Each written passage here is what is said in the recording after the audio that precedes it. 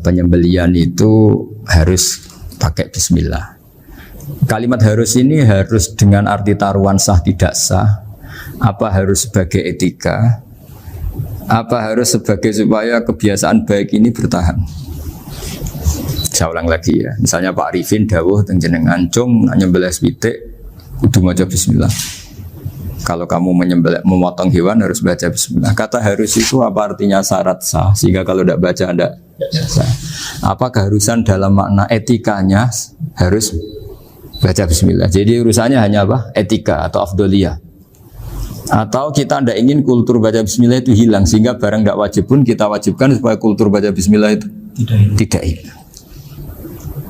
Nah, Imam Syafi'i itu milih yang tidak wajib, itu hanya urusan etika. Sehingga zabihatul muslim meskipun nggak baca bismillah, baik secara sengaja maupun lupa tetap halal ya, tetap sah, tetap halal. Tapi beberapa ulama mengatakan baca bismillah itu wajib dan menjadi syarat sah.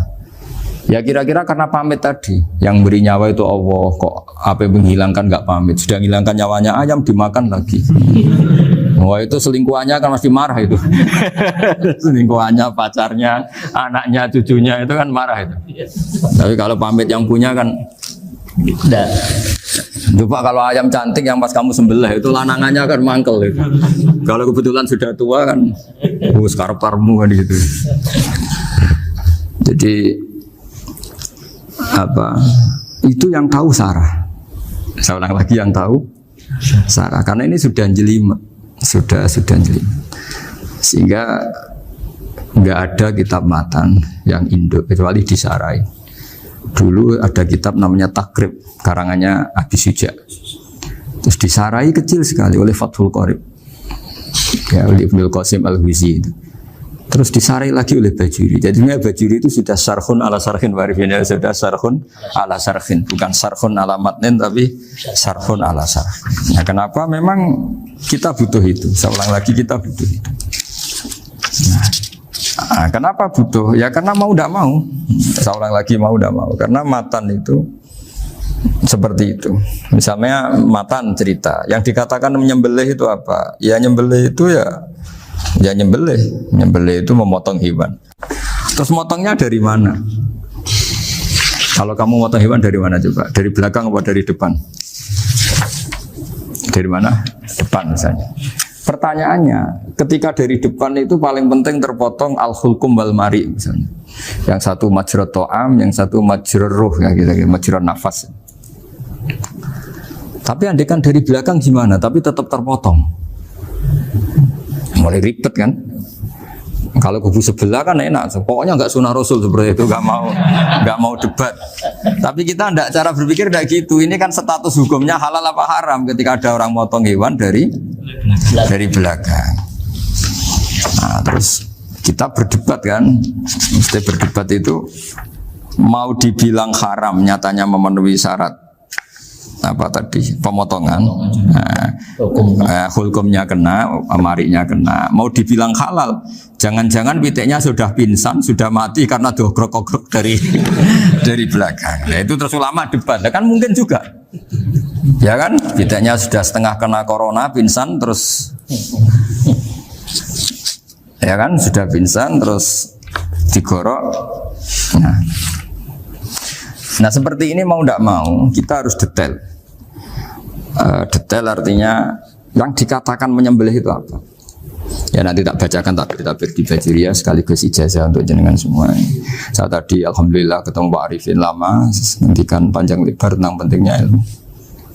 Yang dikatakan menyembelih adalah mematikan hewan yang hidup dengan kaifiyah syariah. Saya ulang lagi, mematikan hewan yang hidup dengan kaifiyah syariah. Nah kalimat hidup ini mulai masalah. Hidup yang apa? Misalnya ada hewan, saya sering kalau ngaji cerita, ada ayam jago ketandang mobil, ketabrak mobil, kejet-kejet. Enggak kamu sembelih pun 1 menit lagi pasti meninggal. Ini kan hanya koordinasi prosedur saja. Karena prosedur ayam mati harus kejet-kejet, enggak boleh enggak langsung peletes mati, enggak boleh. Nah pertanyaannya ketika kejet-kejet ini kamu sembelih, itu halal apa enggak? Wong enggak disembelih juga sudah mati. Artinya enggak penyembelihan ini kan enggak memberi kontribusi pematian, tapi enggak ngefek. Gitu. Makanya terus ada perdebatan. Ada hayatun mustaqirrah, ada hayatun ittiroriyah, ada harokatu masbuh. Itu kalau nggak sarah nggak bisa. Lalu pertanyaan nakalnya begini. Saya itu betul pernah ngalami itu. Wayam jago itu kan mahal, apalagi kalau Bangkok kan. Saya pas jalan-jalan sama anak saya, sama jalan-jalan mau ke pasar itu di pertolongan duar mak. Gus halal toh ora? Karena tanya orang awam, halal kata saya. Padahal andai kan tidak disembelih ya pasti mati. Suatu saat ada yang mengkonfirmasi lagi. Saya bilang kalau kiai ya tidak pantas makan ayam gitu, tapi kalau kamu tidak kiai ya pantas saja. Daripada rata halal lo geremeng eman kan ribet. Nah sebetulnya itu dalam mazhab Syafi'i itu tidak halal karena dia sudah tidak punya hayatun mustaqirrah.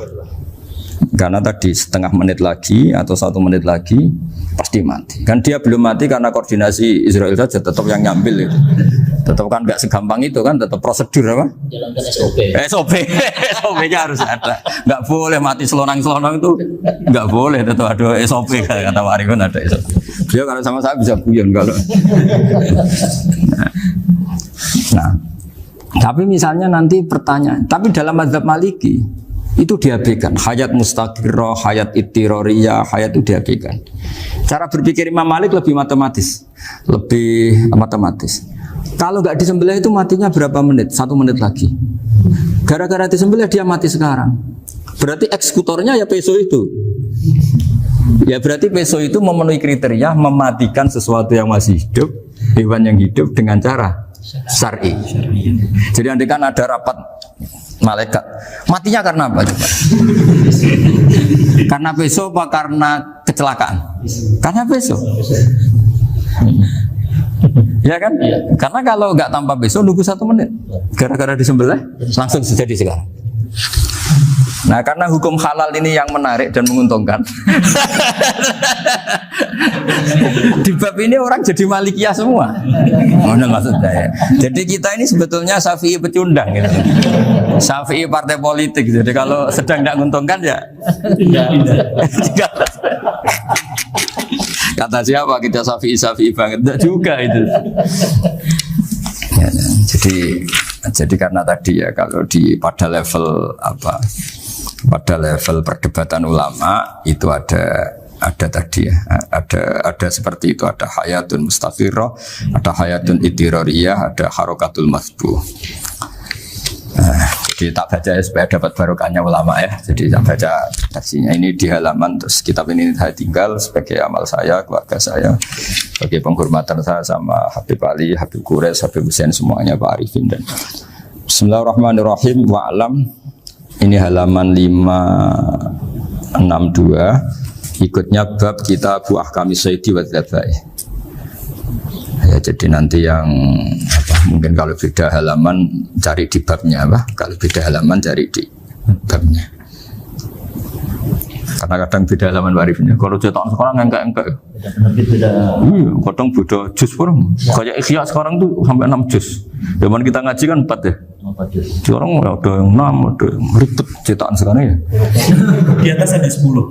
Satu Ikhya itu. Hurufnya dibesarin. Ikhya biasa. Iya, ada yang sama. Karena ngerti ya, zaman akhir paling sudah agak buta huruf. Saya tuh dulu punya guru terakhum sudah sepuh.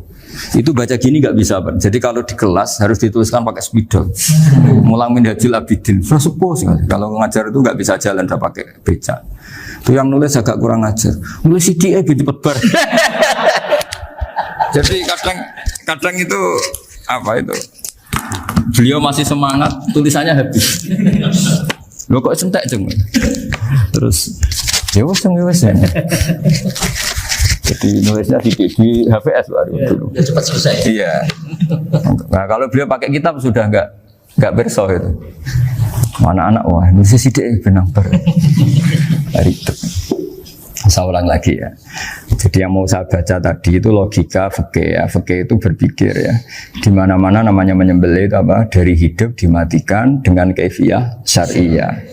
Kaifiyah syariah ini tidak boleh kamu nyontohkan harus disembelih, keliru juga. Karena untuk hewan yang berat atau hewan liar cukup dipanah asal ma'an harodama yang bisa ngalirkan apa?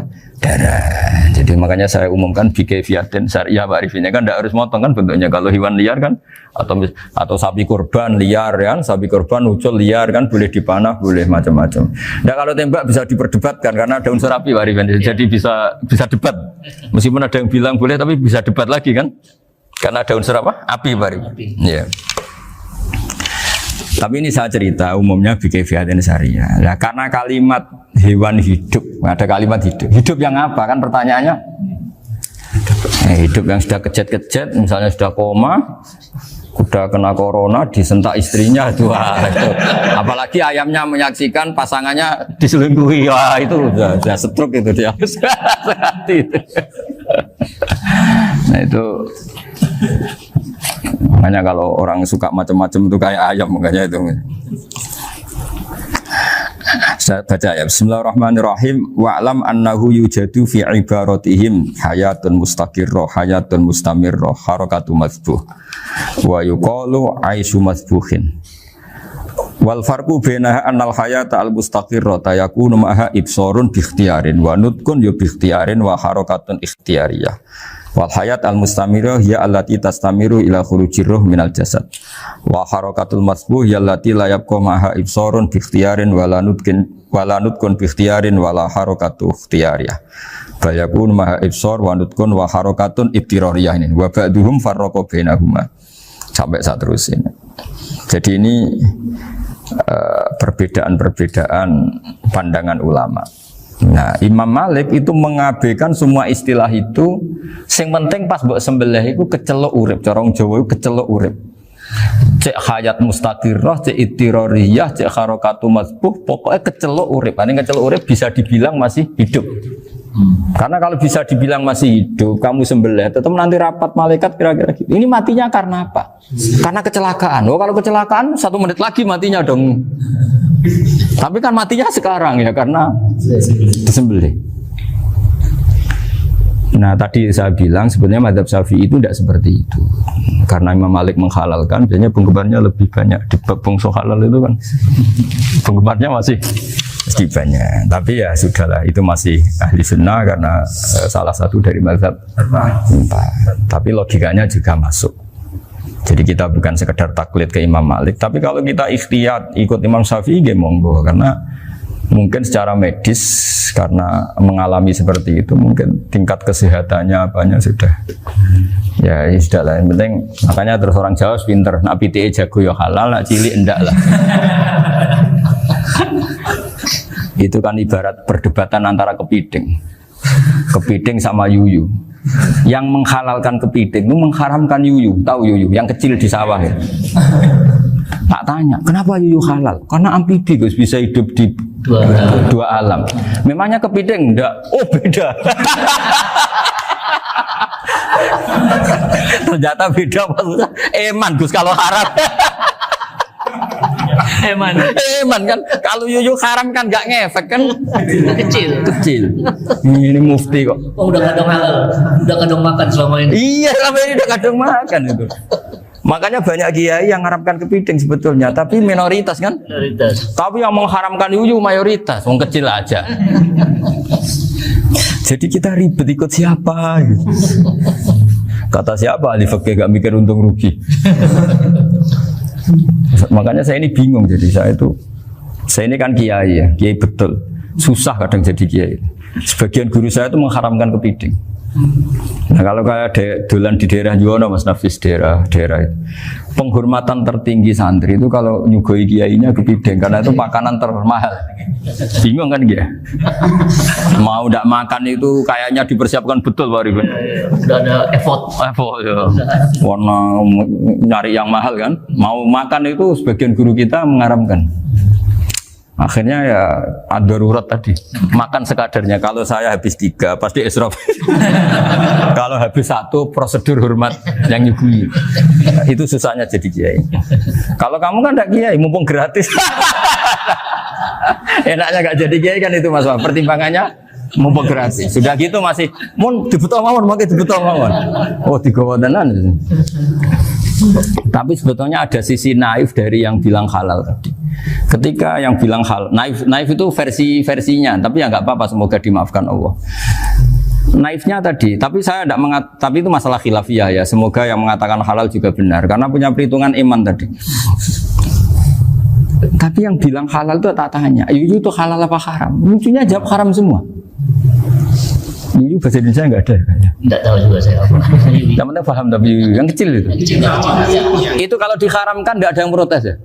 Nggak ada. Tapi kalau kepiting? Ini pakai model apa? Coba Pak Wafa. Kalau alasannya amfibi, Yuyu sama kepiting sama enggak? Kalau alasannya amfibi, hidup di dua alam. Sama-sama. Sama-sama. Kenapa kepiting jadi halal? Lebih bernilai. Ini juga mufti model baru. Mungkin muftinya menghalalkan itu. Iya makanya itu.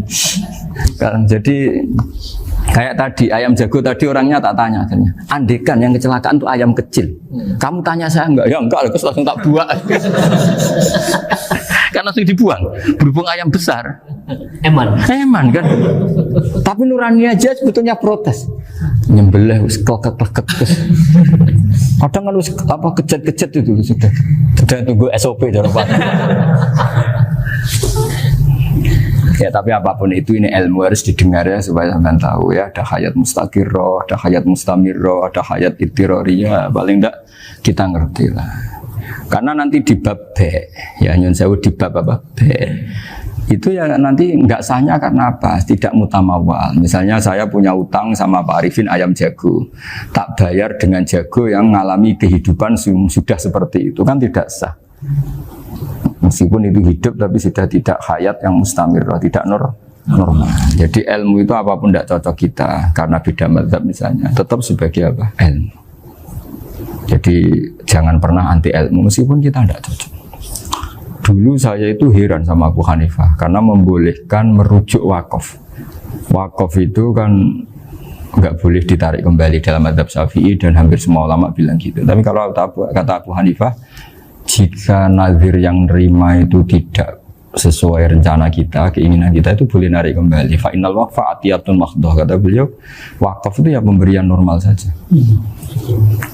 Suatu saat ada peristiwa gini Pak Arifin ya, ada orang kaya raya mewakafkan tanah itu senilai kalau nggak salah itu 60 miliar. Singkat cerita beliau bermain apa gitu, bisnis apa itu bangkrut.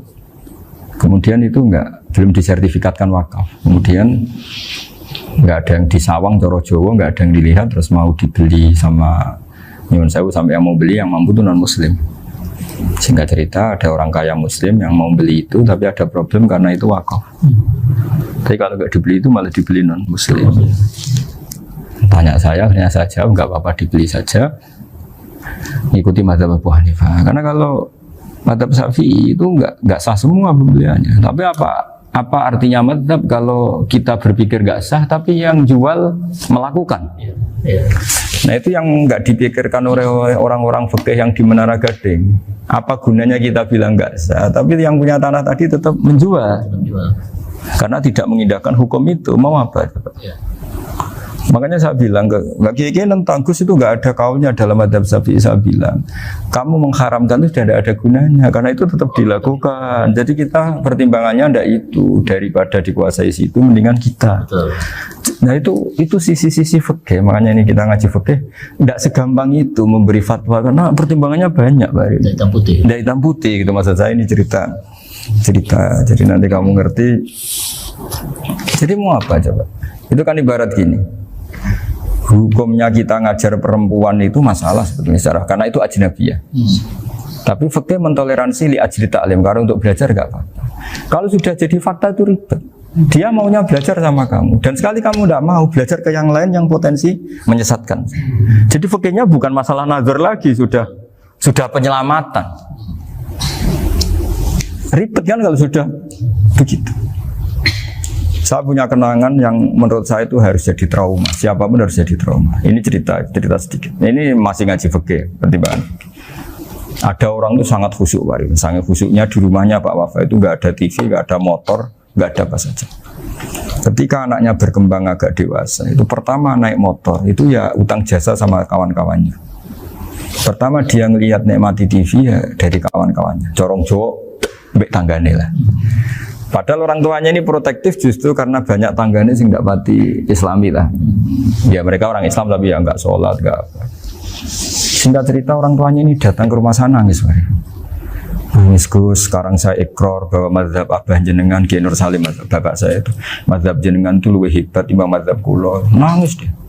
Dulu saya itu agak menyalahkan Kiai Nur Salim jenengan karena longgar di rumah ada TV ada motor. Terus dia cerita.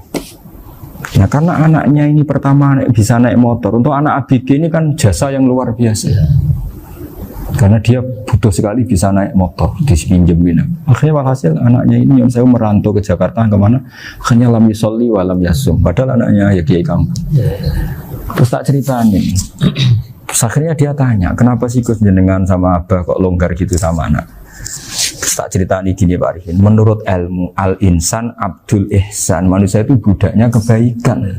Karena utang jasanya sama anak ini, ya dia akan ainut anak ini. Sementara kenangannya mbak jenengan mbok amui. Tidak boleh.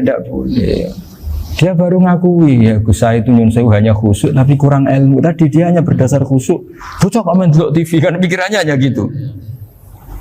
Ini cerita ilmu, saya bukan menjustifikasi manapun, ini kan cerita ilmu Pak Arifin ya. Jadi semuanya itu ada hitung-hitungannya. Coba kalau kita terlalu stakung be anak pertama naik motor jasanya orang nggak sholat ya, pertama roh TV jasanya orang nggak sholat. Coba terikatnya anak ini sama kita apa sama orang itu? Sama orang itu. Bayangkan kalau umur ABG, kalau umur sak pari pun Pak Wafa ini nafsu astagfirullah kan. Gue job tua nome orang. Gaya tok, bareng tua udah khusus gue gaya tok. Aslinya namanya bodoh. Ya saya sama semua. Cuma saya akan lebih jujur dari biasa. Jadi orang itu harus ngitung gitu. Itu kenapa Mbah Mun tuh kiai alim alama. Setahu saya dalamnya ada TV. Putra-putra ini lihat TV. Meskipun kita tidak mungkiri negatifnya TV, kita nggak mungkiri Pak Arifin ya. Tapi tadi ketika anak-anak ABG itu pertama lihat TV jasanya tonggoni.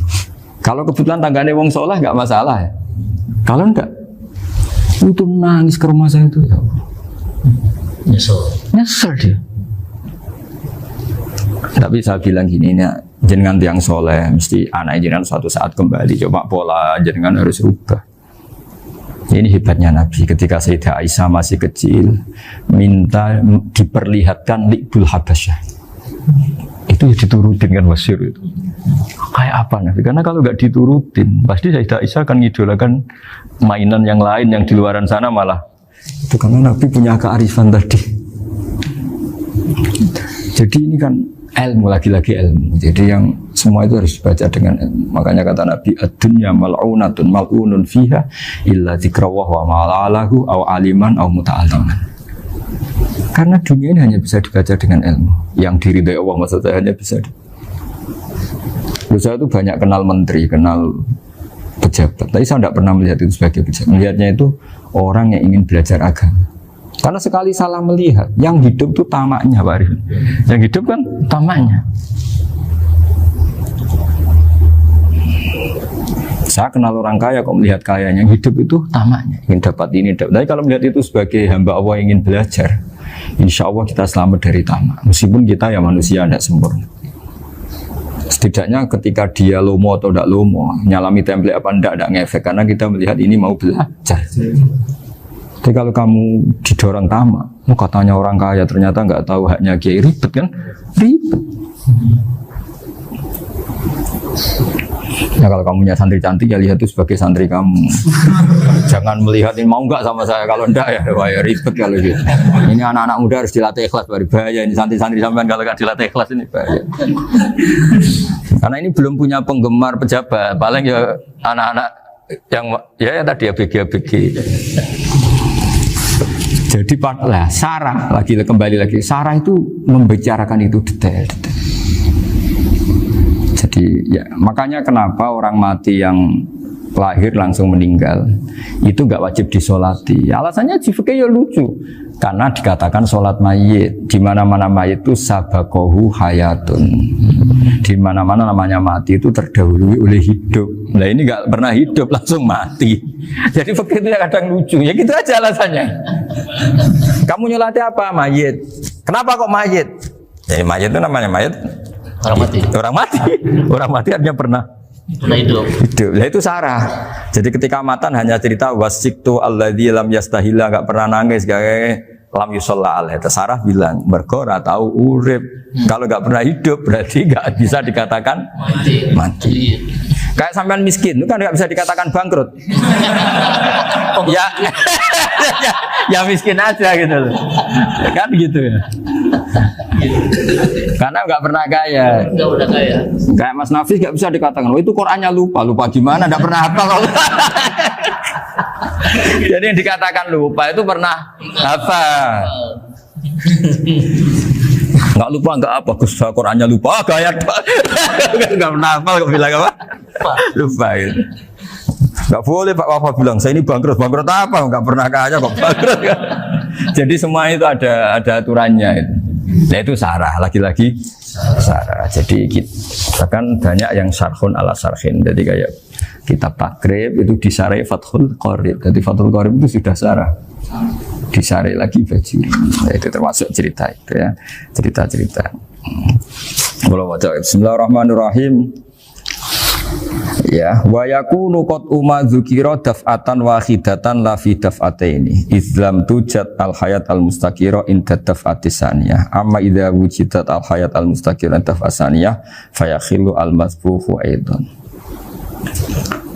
fasartu wujudul hayat al mustaqira fi ibtida'il wati akhir marrah wa makharu dzalika inda tulil fasli wa illa fala rafa as-sikina wa ada fawran aw alqaha liqawniyaka latan wa akhudha ghairaha fawran aw saqatat minhu wa akhudha ghairu halan aw qallaba wa qata abiyama bagi hal al masbuh. Jadi ini masalah Sarah. Sarah itu sudah detail. Misalnya gini, kamu motong ayam.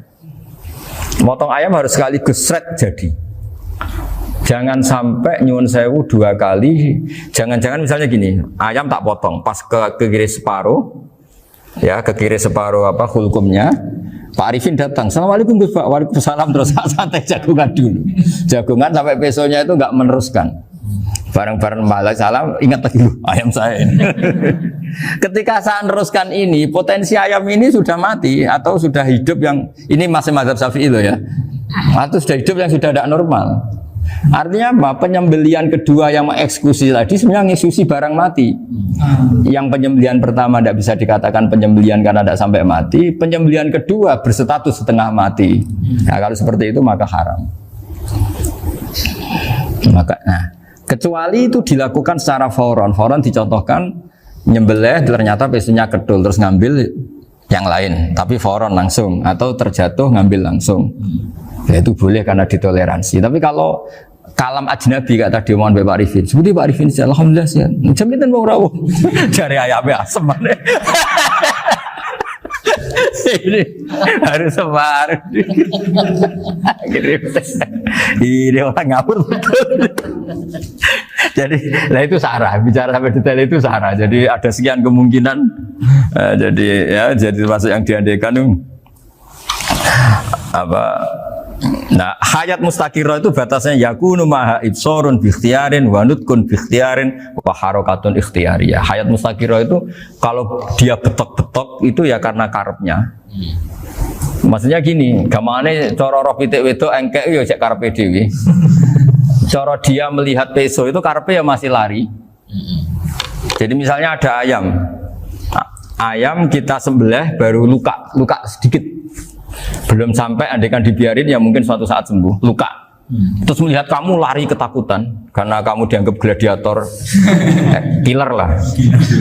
Nah itu berarti punya hayat mustaqirah. Tapi sudah kalau kamu sembelih karek ngeriwit, roh kue serawedi, ya kan? Mau demo ya sudah nggak berkutik, ya dia berarti tidak punya hayat mustaqirah gitu. Ya batasannya itu Joro. Nah. Dalam mazhab Syafi'i, syarat sahnya penyembelihan harus hewan itu punya hayat mustaqirah. Nah ini Sarah ya, jadi Sarah itu lebih jelimet. Nah makanya kenapa tidak boleh nyembelih pakai yang tumpul Mas Nafis? Takutnya ayamnya itu ngalami dohtoh, atau kok ditekek. Misalnya sama nyembelih pakai peso tumpul, ini ketekek, takut Kan dia misalnya ayamnya jantungan, roh peso wis setruk kan, udah gitu ketekek. Nah itu mati dulu pasti itu. Siksa. Jadi pas diongok-ongok dia sudah mati. Jadi nanti kalau di akhirat, sebenarnya saya sudah mati loh, ngawur. Wah apalagi nganggo keris naga sosro, wah itu sudah gereng sakti kan diginikin tok sudah mati kan. Makanya bahaya nyembelih pakai keris-keris sakti karena sebelum terpotong sudah mati saking saksinya apa keris itu misalnya gitu. Baru nempel. Makanya nanti suatu saat ada pertanyaan ini, boleh enggak nyembelih ayam orang yang rainya itu sangat? Wah itu haram, kena. Oh itu mesti mati dulu. Kumisen tatonan apa? Ya bodoh. Iya kayak algojo. Ayamnya jenis apa? Stroke ya? Jenis penakut. Pas mau disembelih tidak mati. Jadi hati-hati ya nyembelih ayam. Jadi kalau orang kampung Pak Arifin ya, orang kampung mudin kampung. Mungkin kalau orang kota sudah nyuwun sewu gak peduli. Kalau orang kampung itu apa itu Pak Arifin? Kalau nyembelih jago itu sampai apa itu? Ilatnya dikeluarin dulu. Oh iya. Apa ya? Iya karena takutnya katanya beberapa yang kaget itu kelek apa? Ketelan. Iya ketelan ya. Itu ya ada kearifan gitu, tapi ya terlalu ya menyiksa ayam. Tapi memang potensi katanya Pak Arif. Katanya yang ahli-ahli itu ya. Jadi kalau dia jago ya mau disembelih, saking takutnya itu. Kalau orang Jawa kalau takut kan yang ngelek idu ya. Orang Jawa loh ya. Itu kalau orang takut kan kadang apa kayak. Nah ayam itu nak ketakut. Kadang ininya terus apa? Lidahnya masuk. Akhirnya pas disembelih ini nggak kena. Nah, makanya terus banyak mudin yang punya ikhtiar tadi. Pernah lihat apa yang ayam jago itu? Ilatnya ya, itu ya tidak wajib cuma tidak bisa kita salahkan. Tapi kata penyembelih yang ini tak tanya eksekutor yang lain, pokoknya rodok dipenegus. Iku seraiso. Saya belum pernah nyembelih ayam karena ini kan selain nggak profesi saya juga nggak mentolonan saya. Tapi ini beberapa kefiah ya, yang penting kita tahu ilmunya. Yang paling pokok itu qatul khulqum wal mari. Ya kira-kira dalan sing digo nafas sama digo makanan tadi. Ya tapi itu tadi caranya semua itu harus mengalami atau masih punya hayatun mustaqirah. Nah, takutnya dalam konteks nyembelih yang apa tadi? Saya bilang separuh tadi. Itu jamnya normal enggak? Itu sudah jam 11 ya? Jam 10. Oh jam mati almarhum itu. Itu enggak halal disembelih itu sudah maitah ya. 10, 14. Iya. Ya makanya saya bingung lihat jam. Ya jadi itu Pak Wafa ya pentingnya sarah itu seperti itu. Matan itu kan asal nyembelih saja, tapi di sarah diterangkan jangan hanya nyembelih, yang disembelih harus ada hayatun mustaqirah, karena dikatakan penyembelihan adalah menghilangkan nyawa dengan cara yang syar'i. Nah, kalau nyawanya saja sudah hilang bukan nyembelih gitu. Nah potensi itu ada ketika jago kamu sembelih pakai yang tumpul, ini ada dokhtoh. Loh hewan itu juga kayak manusia loh, karena punya hati. Ketika takut saja mati. Nah takutnya ulama kan ini ngalami dokhtoh. Kayak orang ditekek kan mati kan, ditekek kaget. Contoh gampang gini, orang ditekek perempuan kemungkinan mati itu kecil, karena murni hanya ngalami pernafasan. Tapi nak ditekek wong gagah tatonan kan terus dua reaksi tubuh. Takut sama nggak bisa bernafas itu kan lebih cepat apa? Mati. Kira-kira kan gitu. Lah ini sudah takut dongok-dongok itu kan nyiksa. Saya sering ketemu orang yang ahli nyari ular, nyari apa. Itu ya gitu. Filosofinya sama seperti orang perang. Harus bikin takut. Iku kewan Gus nak disewentak, iku telelekan, jadi telelekan iku apa Pak Anda bicara bahasa Batawi ini? Orang kaget terus terpaku itu. Teorinya Khalid bin Walid kan gitu. Kalau perang supaya musuh takut. Kamu tahu kami siapa? Gertak gitu. Ayat ji'na biqaumin yuhibbunal mauta kama tuhibbunal hayat. Kita ini bawa pasukan yang mereka mencintai mati kayak kalian mencintai hidup. Pasukan kami ini darwis, berani modar ya wis gitu. Kira-kira gitu kalau bahasa Jawa itu. Gertak mati. Berani mati. Akhirnya musuhnya kan Grogi. Nah, di antara syaratnya perang kan gitu, harus bikin musuh itu takut, Ya. gemeter. Bentar. Nah istilah lelekan itu gampang gitu loh. Lelekan itu pokoknya tadi loh Arifin, kepaku tadi. Agak berkutik. Paham ya? Nah jangan-jangan ayam yang kita sembelih mau wis wedi dongo-dongo mati duluan gitu. Nah makanya terus kata musannaf kalau bisa itu wa yakunu madzukira bidafatin wahidah. Kalau itu usahakan sekali jadi. Tapi itu bukan berarti syarat sahnya harus sekali jadi. Kira-kira karena tadi gak kebayang kan kalau baru separuh tak Assalamualaikum Gus Pak, Waalaikumsalam Pak Arifin, sebuti kabarnya. Baru itu terus ingat, diteruskan lagi. Kemungkinan ini sudah mati apa? Nah makanya ya tapi lagi-lagi ini sarah ya tak baca Bismillahirrahmanirrahim wa yakunu qad umadzukira daf'atan wahidatan la fi daf'ataini fa innahu yahrumul masbuh hina itu. Kalau 2 kali, tapi 2 kali maksudnya yang 1 kali ini mengakibatkan kematian. Dikatakan penyembelian belum sempurna, dikatakan hidup toh nanti pasti mati, berarti tidak mengalami hayatun mustaqirah. Paham ya? Jadi ini semoga dapat barokah dari para ulama. Jadi saya mohon nanti Pak Wafa, Pak Muntaha, teman-teman jangan hanya baca matan ya, pada level alim itu harus baca syarah karena matan itu nyuwun sewu tidak cukup untuk menjawab sekian kemungkinan. Nah, syarah itu sono fardul masalah.